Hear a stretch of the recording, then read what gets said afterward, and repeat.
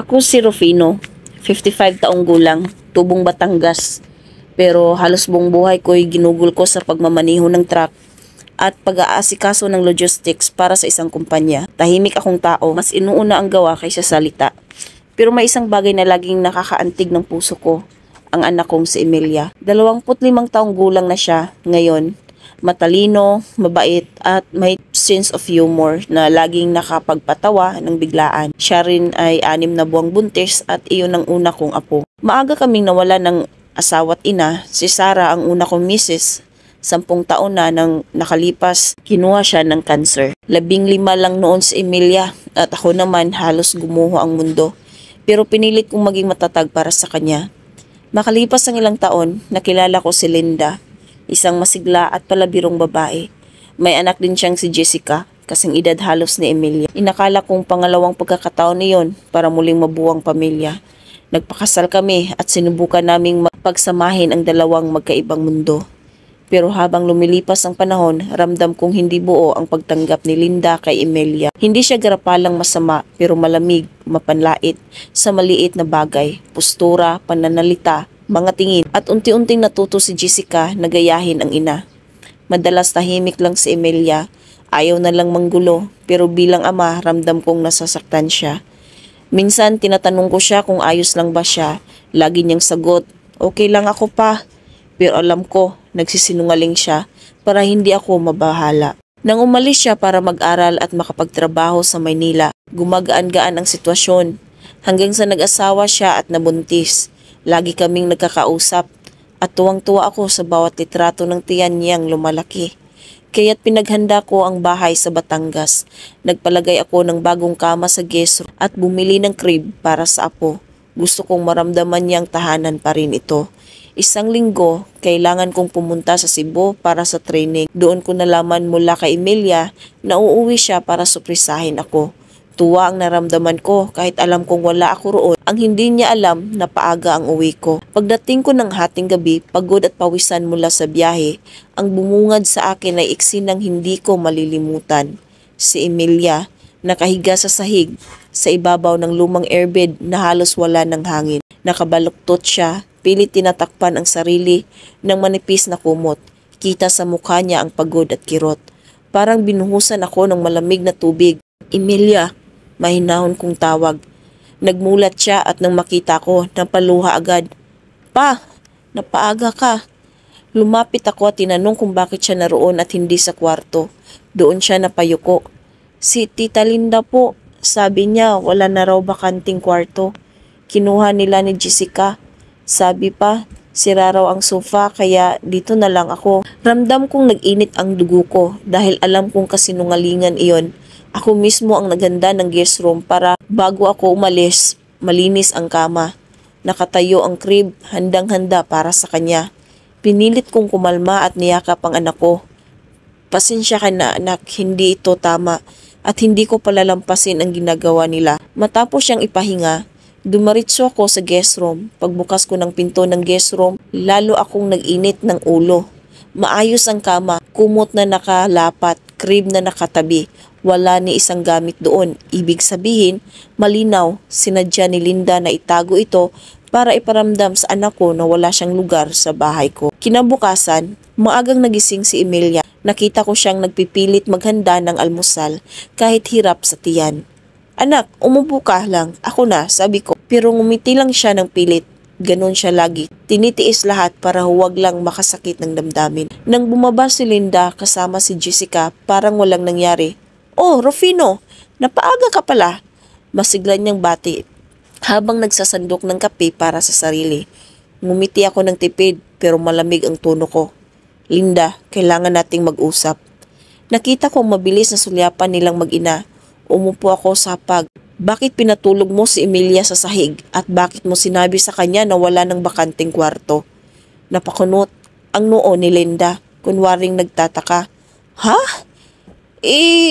Kasi akala ko sira pa rin yung kama ron. Ayoko mahirapan siya kaya inalo ko na lang ang airbed. Hindi ba, Jessica? Tumango si Jessica pero halatang alangan. Pinutol ko agad.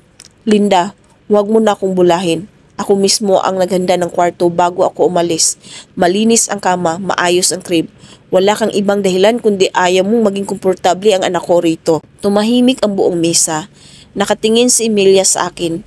Halatang gusto niyang pigilin ang tensyon, pero hindi na ako papayag na maliitin siya sa sariling tahanan. Sa bahay na ito, mariin kong sabi, hindi pwedeng tratuhin ng ganito ang anak ko. Kung may problema ka sa kanya, sa akin ka magsabi. Huwag mo siyang idadamay. At si Jessica, ikaw man, huwag mong gagayahin ang maling asal ng ina mo. Namula si Linda sa inis. Lagi ka nalang kampi sa kanya, sigaw niya. Tumayo ako diretso ng tingin. Anak kita, sa papel, oo. Pero si Emilia, anak ko sa dugot puso. Kahit kailan, hindi ko hayaang maliitin ng isang buntis. Lalo na't siya ang magdadala ng unang apo ko. Hindi na nakasagot si Linda. Tumayo siya at pumasok sa kwarto. Hinatak si Jessica. Naiwan kaming dalawa ni Emilia sa hapag. Lumapit siya, mahigpit ang yakap. Salamat pa. Mahina niyang sabi. Nanginginig ang busis. Hindi mo na kailangang magpasalamat anak, sagot ko. Tungkulin kong ipaglaban ka at tandaan mo, sa bahay na ito may lugar ka. Lagi.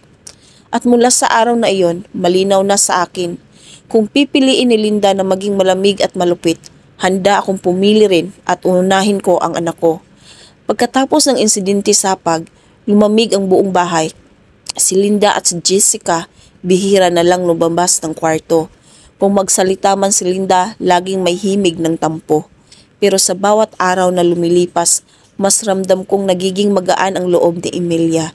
Nakikita ko siyang nakangiti habang nag-aayos ng mga damit ng sanggol sa crib na inihanda ko, o kaya'y tahimik na kumakanta habang nagluluto. Parang muling nagkaroon ng sigla ang anak ko dahil alam niyang hindi siya nag-iisa. Isang gabi, hinarap ko si Linda. Nakaupo siya sa sala, nanonood ng TV pero halatang wala sa sarili. Linda, panimula ko. Malamig pero buo ang tono. Kailangan nating mag-usap. Hindi siya tumingin. Ano pa ba, Rufino? Napahiya mo na ako sa harap ng anak mo? Ano pa bang gusto mo? Huminga ako ng malalim. Hindi ito tungkol sa kahihiyan mo, tungkol ito sa respeto. Hindi ako nag-asawa para gawing impyerno ang bahay na ito para sa anak ko. Lalo na ngayon, buntis siya. Kung hindi mo kayang tanggapin si Emilia, ibig sabihin, hindi mo rin kayang tanggapin ako. Doon siya lumingon. Mapupungay ang mata. Ibig mong sabihin, pipiliin mo siya kaysa sa akin? Diretso kong tiningnan. Kung ang asawa ay kayang palitan, ang anak hindi. Si Emilia ang dugo at buhay ko. Kung pipiliin mong alisin siya sa tahanang ito, ikaw ang aalis. Nakita kong nanikip ang dibdib ni Linda, nanginginig ang labi. Pero hindi na ako umurong. Sa loob ng maraming taon, pinili kong manahimik. Ngayon, malinaw na sa akin, kung mahal ko si Emilia, kailangan kong ipaglaban siya kahit sino pa ang masaktan. Ilang araw pang lumipas, halos hindi kami nagkikibuan. Hanggang isang gabi, lumapit si Jessica sa akin. Mahina ang boses niya, nangingilid ang luha.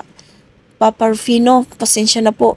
Hindi ko alam na sobra palang nasasaktan si Ate Emilia. Ginaya ko lang si Mama.